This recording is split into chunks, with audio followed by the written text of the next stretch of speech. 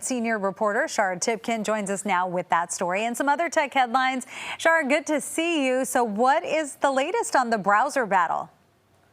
Yeah, so what's happening is Brave, this company that's known for having an ad blocking browser, is now getting into search. So it's going to be indexing the web, and you can use it like you would do a Google search, except it's through Brave, not Google. How else is it different from Google? I mean, how does it work differently? Yeah, so, one of the big things with Brave is that it's really focused on privacy.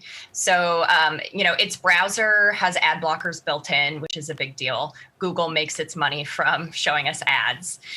This new search will initially not show any ads, and then it will eventually have a paid option where you don't see ads, or an ad-supported version. But really, it's kind of this big emphasis on security. It's also planning to do a full index of the web like what Google and Microsoft has done with Bing, versus kind of repurposing some of the results from those browsers or from those search engines. So it'll be interesting to see what this looks like when people start using it. Yeah, and a lot of people might really like, the no ads or very limited ads. What are the odds that Brave will become a big player in search? Yeah, I mean, Google is just huge in it. More than 90% of search results are with Google. Bing is a tiny, I think like 3%. It's kind of a stretch for Brave to gain any huge share. But what it really has going for it is the fact that we're all a little bit more conscious right now of our data and our privacy. There's a lot of investigations by different governments around the world into Google's practices and whether it's a monopoly. So it might benefit Google to have a new competitor in the market, and for consumers, it could give them just another option if they aren't really comfortable sharing all of their information with Google all of the time. Well, we'll see where that goes. So turning now to Apple, because we always have to talk about Apple, the iOS 15 developer beta is now available. Should we rush out to download it on our phones? Definitely not.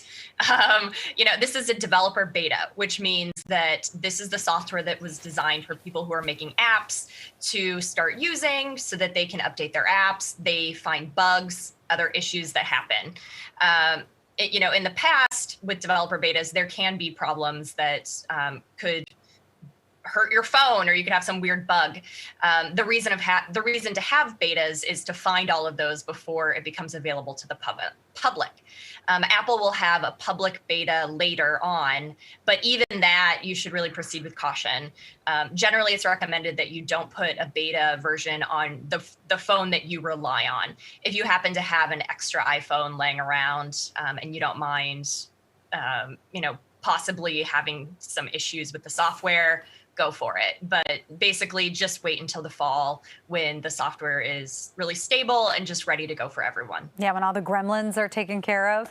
Yeah. What are some of the big features coming in iOS 15? One of the biggest things is some updates to FaceTime.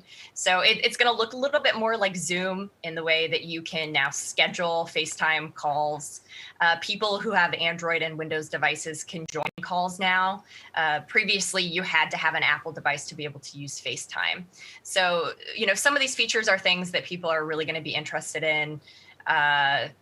So if you're really looking for things like updates to Maps or iMessages or FaceTime, it might be worth checking out the public beta a little later on.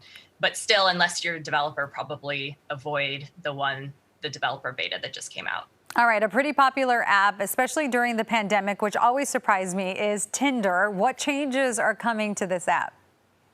The way Tinder has always worked is you basically just look at a picture and you swipe if you like the person or you don't. Tinder's now trying to make it so that you can actually know a little bit about a person before you just swipe. It has this new Explore tab and a new game to let people interact a little bit before they decide, oh, hey, I want to continue this conversation, or no, I'm not interested in this person. So really, it's a way to help people get to know each other a little bit before they start swiping. That's good, because what do you know from a picture? Plus, there could be lots of filters on that picture. You never know. Yeah, or how old it is. You have no idea. Exactly. All right, always good advice. Shara Tibken with CNET, thanks so much. Thanks for having me.